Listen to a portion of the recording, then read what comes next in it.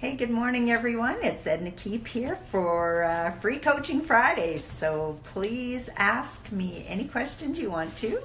I do have a topic I want to cover, so I'm going to cover off that first and then give you a chance to ask some questions. So I have had a few students that are working on some deals this week, both some in the Joint Venture Secrets group and the 90 Day to 5K program, and then of course my masterminders are always working on something. So I've had a busy week trying to get everyone helped.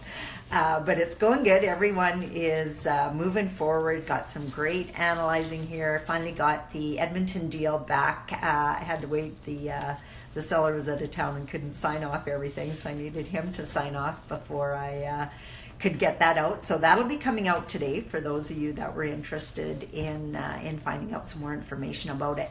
So if you don't get it today, shoot me an email again and I'll make sure that I get it to you. It's edna@ednakeep.com.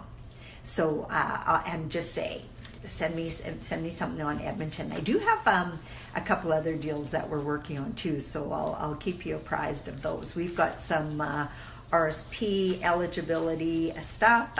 We got some short-term straight interest stuff coming up, and again, it's just stuff that I have to get written up so that I can get out to everyone. But I welcome conversations about that, and if you're just wanting to see how we come up with our numbers, I'm totally willing to share that with you. So just feel free to ask. So today we're getting on.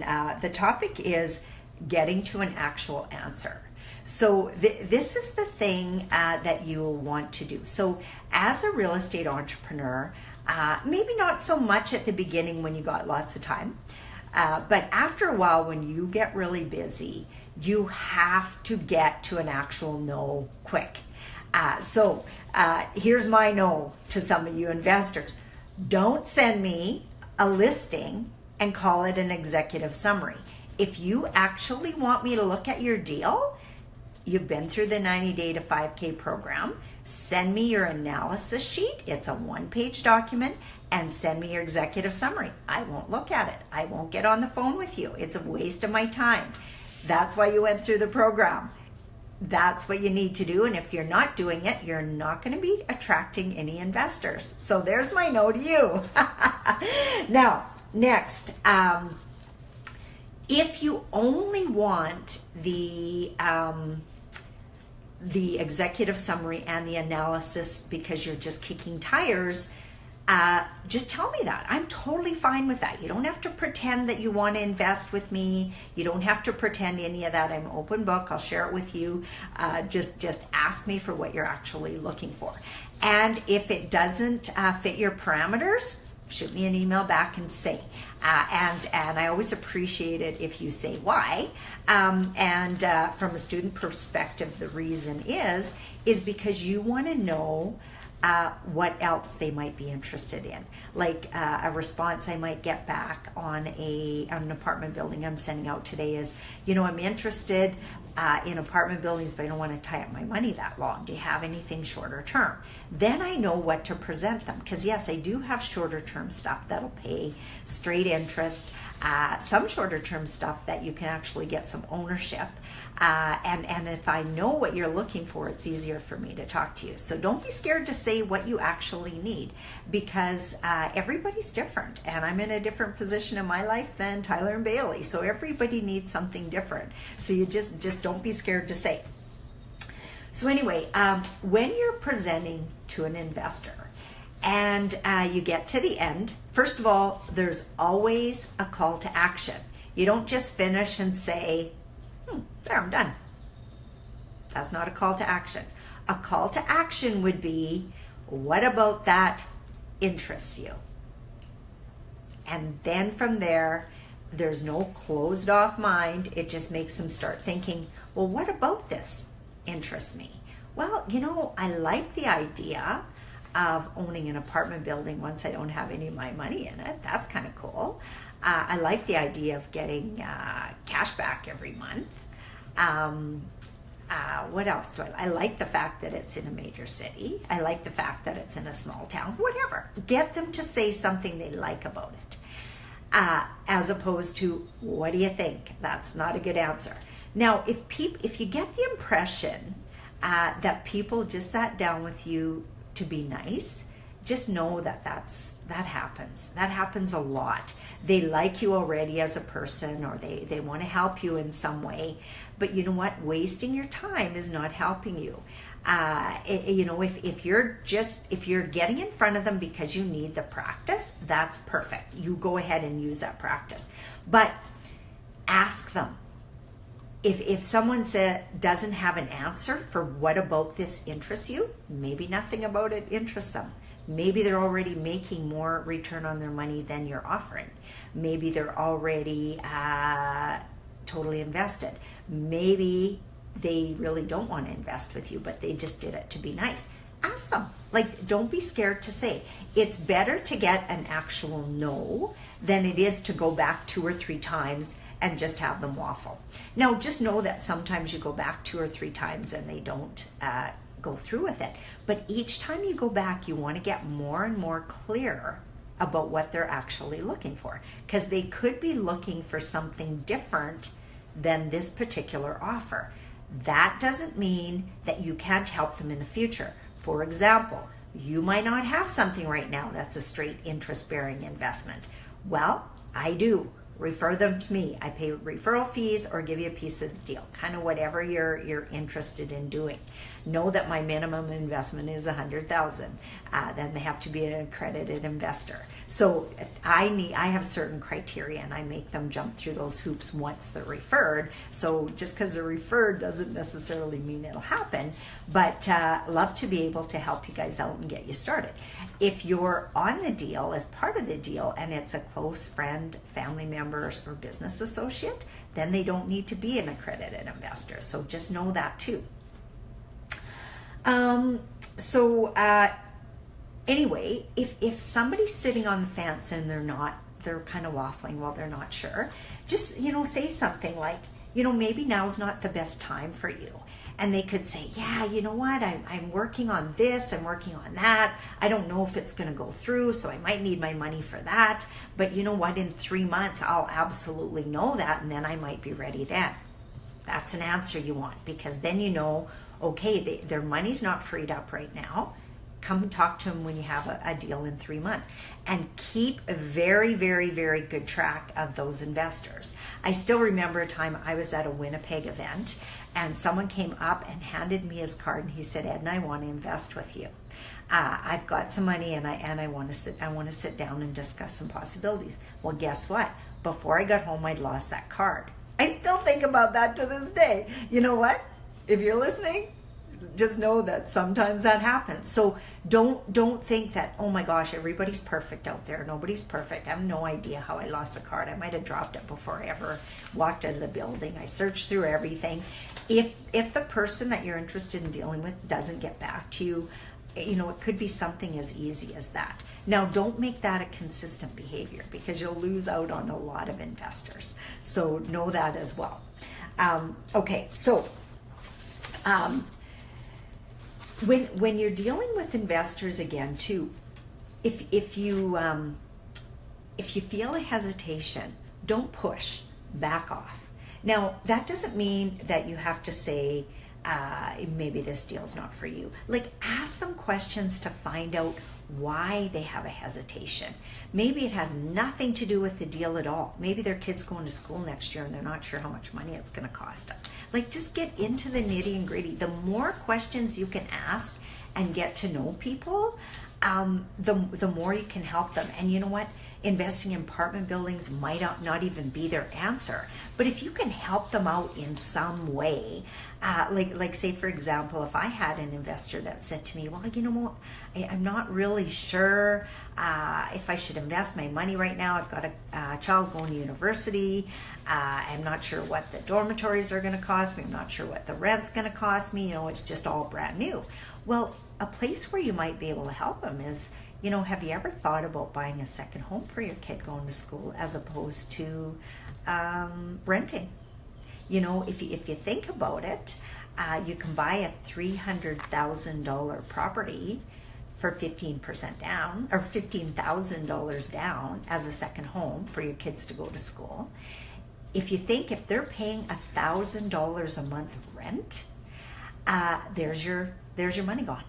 In 15 months, it's gone, right? So you could take that $15,000, put a down payment on a house, get your kids to get roommates, and just charge them rent.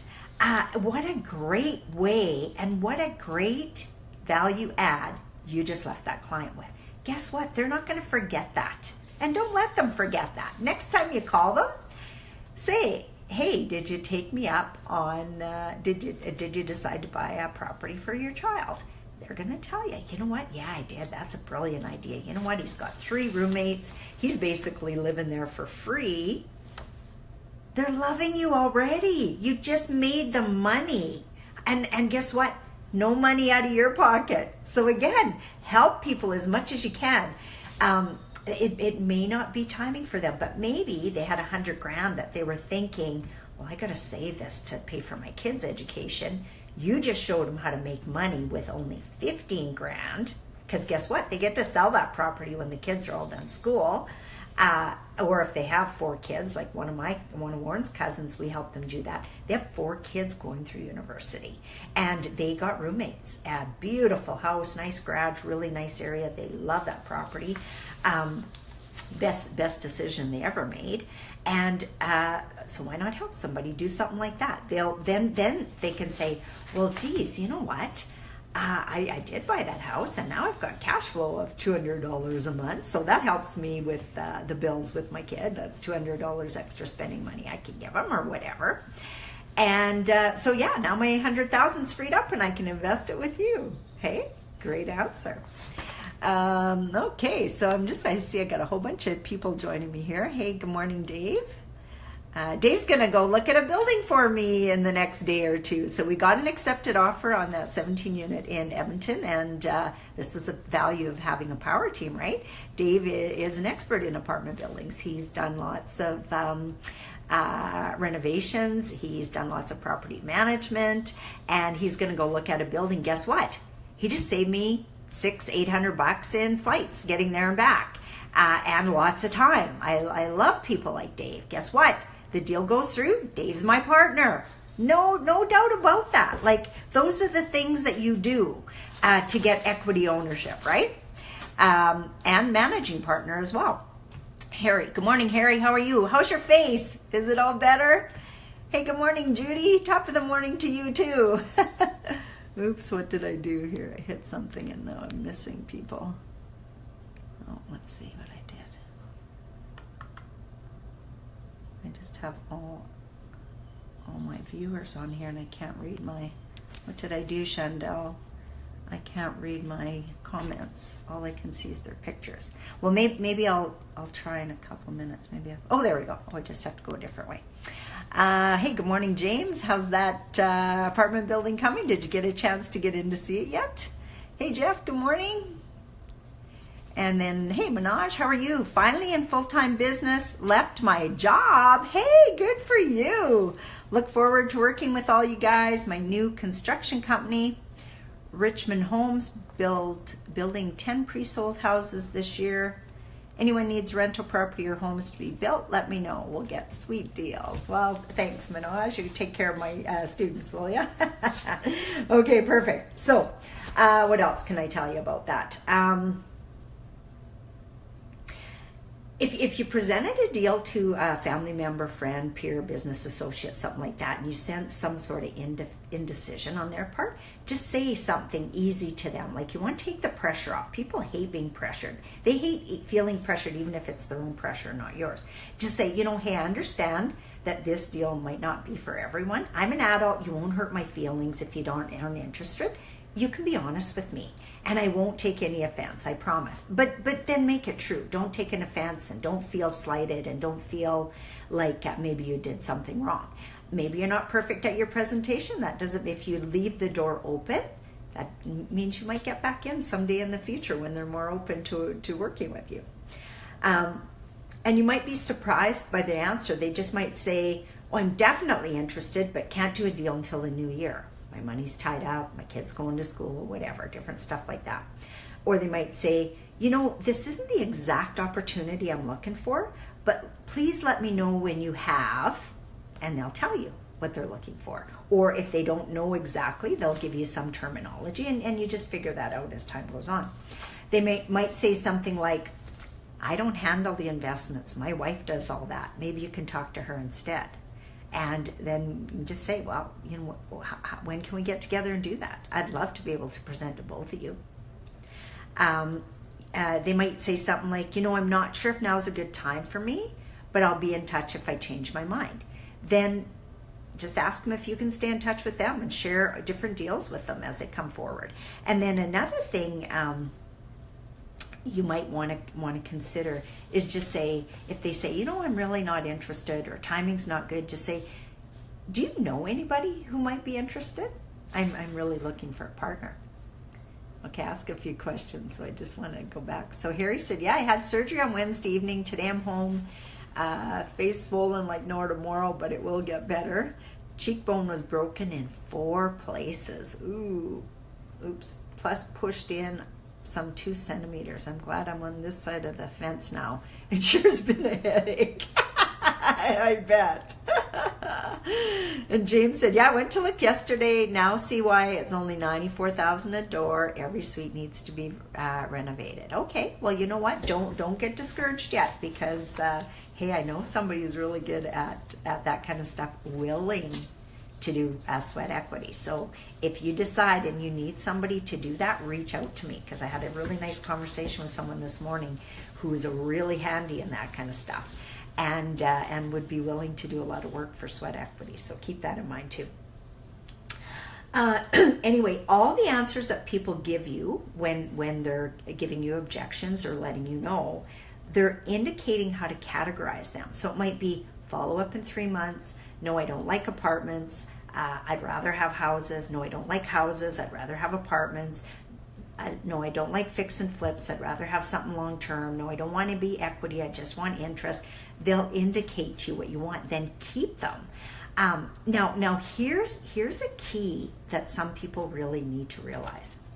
If somebody's actively looking for an investment and you don't yes, James, you can call me later, and you don't have what they're looking for, reach out to somebody else who might have what they're looking for. Because if you think, I'm going to save that investor for 2 years out when I finally have a deal, guess what? There's a good chance that money won't be there. Get the money, get in on someone else's deal, and learn about that deal, so then you can have a piece of the action and you can then move on with more buildings. Like I tell everyone, it's better to have 25% of 4 buildings than 100% of 1. If you can only help people raise money, what if you got 10% of this building, 10% of that, 10% of that? Easy job, people. Raising money is actually, well, for some people, it's not for everyone. I find it easier to raise money than to do all the day-to-day management of properties. So everybody has different sweet spots. And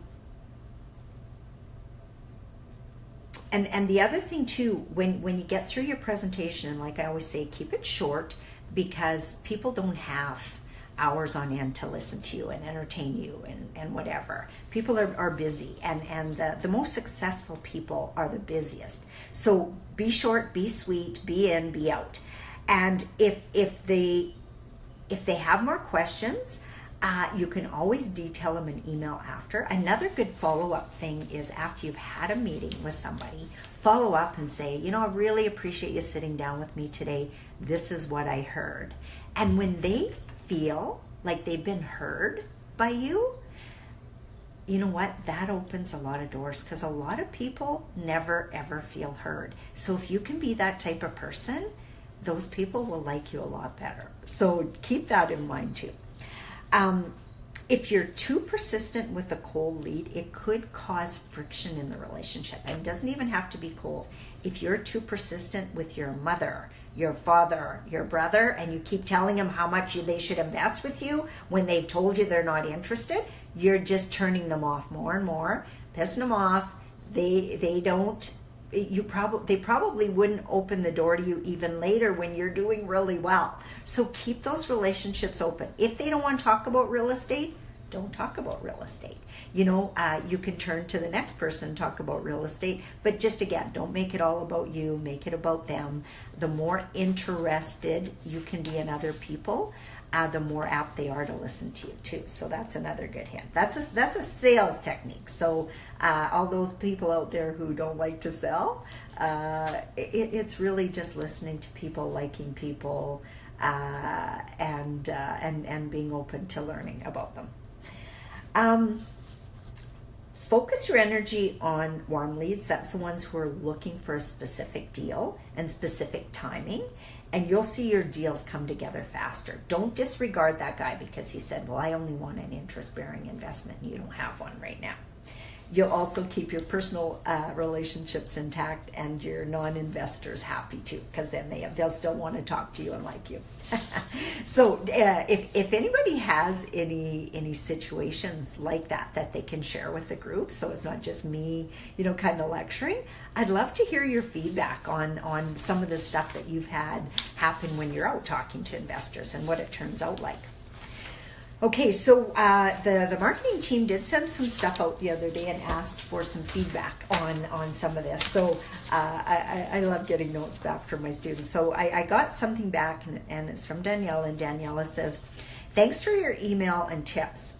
I don't seem to have a problem getting an answer. Unfortunately, it's been a resounding no from all whom I've reached out to. Good topic for me personally would be on how to word or structure the pitch to get a yes. Perhaps I missed it in your 5-day to 5K course, as I've not had the opportunity to get past Tuesday's video. So yes, get through the videos. That's a really good start on how to talk to people. But you know what? The best pitch is short. If you're meeting new people, mine is I help investors create passive income through real estate. If there's blank, no interest, just go to the next person. Again, sometimes you need to talk to lots of people to understand, to find somebody who's interested. Or a nice way to take pressure off people is just say, I know you're probably not interested because I know you're quite a sophisticated investor yourself, and blah, blah, blah. You might already have an apartment building. You might be focused on fix and flips. Would you know anyone who might be interested in talking to me? And that could be where it is. It's not are you the one? Even in any networking opportunity you're at, it's not, are you the one? It's, who would you know? Takes the pressure off them, and then they can actually think. And they might say, well, what am I, chopped liver? You don't want anything from me? Oh, I just didn't even think that you might be interested in this, are you? Definitely sit down with you, that sort of thing. Anyway, so one of the challenges for this lady is that she has a certain amount of houses already. The banks had told her, yeah, you're good, your credit score is great, you're making good money on what you have. I'm sure I'm sure you can get more. She goes out, makes an offer with no conditions based on that, and the bank says, oops. Because you know what? There's no such thing as a pre-approval on a mortgage. There's a you can do like a pre-qualification and stuff, but there's no pre-approval. So just know that. And most of the time nowadays, like we managed to get 15 properties in between our company and our personal name. But most of the time nowadays, you're lucky if you get 4. Really lucky. So know that going in, that at some point they're going to say no. Now, this happened to us. We put an offer on, or I think we had like 3 offers out at one time, 3 accepted offers that we're working on financing. So we got an approval, and then we were working on a second and a third one, and we got those approvals. And before we could close on this one, they backed off on their approval, thought we were too aggressive because we were buying 3 houses in 1 month. So guess what? Because we'd removed conditions on that property, we lost our $3,000 because it was in one of those markets where it was rising and somebody had come along and gave them a better offer or put a bug in there that they'd possibly give them a better offer. So we lost the deal and our $3,000 deposit. Another reason to keep your deposits low. But anyway, just know that it can happen to you at any time. So be really careful. Till they send you that document that says sign here, they can back out. Another reason why you should start lining up joint venture partners before you need them. Start lining up joint venture partners. Maybe if you've got 3 good cash performing houses right now, maybe instead of bringing a joint venture partner in on the 4th one, maybe you bring the joint venture partner in on the 1st, 2nd, or 3rd one. They get their name on that mortgage, or you even keep it in your name, but they give you the down payment, allows you to go buy out the next one. Yeah, you've got a joint venture partner on this one, but again, it allows you to grow, allows you to grow. Now, that's just another way. So start looking for investors before you absolutely need them, because guess what? When you have desperation in your voice and you're saying things like, my gosh, I got till Friday, I'm going to lose this deal. I got till Friday and I'm going to lose my deposit. Guess what? Most people don't care. They're just going, hey, what's in it for me? What's in it for me? Why would I help you? Maybe if you're at that point and you're going to lose that deal in your deposit, maybe instead of keeping your 50% or 75%, maybe you offer that to the person who's going to rescue you. Say, you know what? I generally wouldn't do this, but I'm down to the wire. I need help. I'm willing to offer 75% on this deal, or something. What's better, that or losing the deal and you have a potential investor? Today's word from one of the brokers is that even the mono lenders are not lending due to the new restrictions with CMHC and door caps. And again, you will find that. So be prepared. Again, another reason why we've moved into apartment buildings is they don't look at you so closely that way. Next one. This one's from Tina. Thanks, Tina. Great information. She says, I can't make it to the live on Friday, but I always listen to the recording. So I have a question about getting approved for financing. I read that both parties, the joint venture partner and the real estate entrepreneur, have to be approved. I'm maxed out, so I know I couldn't be approved for another mortgage. So I'm concerned about not being able to purchase an apartment building. Can you talk about how that works on the next live or next week, please? So here you go, Tina. This is one of the sweet things about apartment buildings, is they don't look at you near as much. They still do a little bit, but they don't look at your income. You're maxed out on houses once you're moving into the apartment building world. First of all, they're looking at you and all your partners. They're looking for, CMHC especially is looking for a net worth of at least 25% of what they're going to give you for a mortgage. So if you're looking at a $4 million mortgage, your group has to have at least $1 million net worth. So again, why do you partner with senior people? Sometimes they can bring that net worth to the table that you can't otherwise get. You can raise the money, you can find the deal, but you can't bring the net worth. So think about that kind of stuff too. So and I just had a conversation with another student this morning. Sometimes you're self-employed, you don't qualify. Sometimes you're unemployed, you don't qualify. Different stuff like that. But in an apartment building, it's just as much about your team as it is about you. So one of the things that I'm working on right now is, because we just refinanced 3 buildings with CMHC, I'm working on being on mortgages on at least 3 buildings right now. I want to be, but I've had to ask my mortgage broker, is that going to be a challenge? Am I going to stop the deal if I'm on the deal? Then guess what? I maybe don't go on that deal. Maybe I get an acquisition fee or something back end. Like, who knows? I just have to figure that out. And his first answer back to me was, CMHC definitely have their eye on you. What they're going to be asking for is a lot more detail. And it's probably going to cost you more money from your accountants to pull that together. So then my next question back to him was, okay, so if I want to be on a mortgage this year, I have to get those statements done right away? Or are you telling me I should wait a year to get those new statements? So that was my last question to him. So sometimes that happens too. And it has. So even after you're buying apartment buildings, sometimes you're going to have challenges.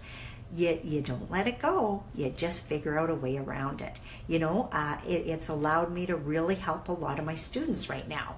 Tyler and Bailey's deal of Mooseman, I couldn't be part of it because I was working on these 3 refinances, and they said to me, and I don't want to see your name out there searching for mortgages right now. So I said, okay, George, come on in, help these guys out. They need a senior person. Same thing with Rokenville, same thing with Esterhazy. So we work together as a team to do that kind of stuff. So when you're looking for team members and you have no money and no net worth, guess what? You need people on your team who have money and who have net worth. So sometimes people have money and not a net worth for different reasons. Either their business is just doing well now, but they had a past bankruptcy, that sort of thing. So just watch for that. So again, you don't have to worry so much about yourself. It's about your whole deal. Who's all on your deal? And remember, when you're sending stuff to look for a mortgage, make sure your team is well-rounded. You want to have your lawyer on there. You want to have your accountant on there. You want to have a licensed property manager on there, because CMHC and conventional lenders, especially if you're new, they want to know that your team knows what they're doing. Because again, it's not just about a one-man show. You got to be able to show them that you've got a strong team. That's what they're looking for. So hopefully I answered your questions, people. And let's see what else I got on here. So Harry says, I'm shifting to the word I'm in sales. And if I have to sell you a light bulb, a brake drum to get a connection to build your friend's garage, house, shop, apartment buildings, I'll sell light bulbs all day. If that gets me to connect with investors, it's worth my time. And now it says like the fellow at, and then it kind of cut out, so it looks like you might have ran out of space there. Okay, I'm just going to check what time it is here. Oh, we're 10:34. So if there's no more questions, I will sign off. I'll give you a couple more minutes if you want to ask me some questions about anything. I love getting the questions back from you guys that I can answer. I don't care if you're just following me, but if you're in the joint venture secrets group or the 90 day to 5K group, here's some free coaching for you. So, get it in. I'm here every Friday for at least half an hour. If I get questions, it's actually easier than me trying to come up with scripts, because I love questions. So, good day. Have a really, really good weekend. I might have to deal with something not so pleasant myself. I've just found out my older sister's not doing very well. So I got to go down to the hospital in Saskatoon tomorrow and spend some time with her. So I'll let you know Monday how that goes. And like I said, if you're interested in the buildings we have now, shoot me an email, preferably email, because sometimes stuff gets lost in the Facebook group. My email is edna@ednakeep.com, and I'll keep you in the loop. And like I said, don't be scared to just tell me I'm just looking for info at this time. I have no money. But if you've got some strengths that you can bring to a relationship, write that down too, because who knows? Who knows how you could end up partnering? Like Dave, for example, completed, well, actually, it's not even complete my 90 days to 5K, but he phoned me up one day and he says, I'd really like to speak on your stage. He says, you think you could give me a few minutes? Because I really want to hone that part of my presentation. So I did. And guess what? He nailed it. It was so good. He talked about the ways that he saves money on apartment buildings. He talks about his experience with apartment buildings. You know what? That doesn't always come up. So I learned a lot about Dave by him sharing his presentation.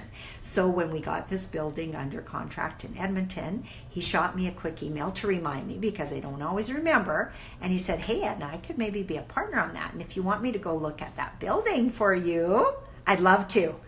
That was the sweet spot for me. I don't want to fly to Edmonton. Don't want to fly to Edmonton. Don't want to look at a building. I hate looking at buildings. But if I can have a team member look at a building, awesome. So we got the deal under contract. Dave's going to go look at it for me, and he's going to give me a report, decide whether we're going to go ahead or not. And in the meantime, I've got the numbers all put together, which another team member did for me because I didn't have time. Thank you, Logan, very much. So I shot it over to Logan. I said, Logan, I need some help on this. I don't have time to do the analysis, and I don't have time to do the executive summary. He's done it for me. It's on my desk. I just got to tweak it a little bit. There was a couple things that I hadn't told him that I got just through the conversation with the realtor that he wasn't privy to. I'll tweak it a little bit. Saved me hours of time. Do you think he might get a piece of the action? You bet. So good day, good weekend, and we'll talk to you all Monday on Mindset Monday. Let's get you past those limiting beliefs and on to buying and building. Take care.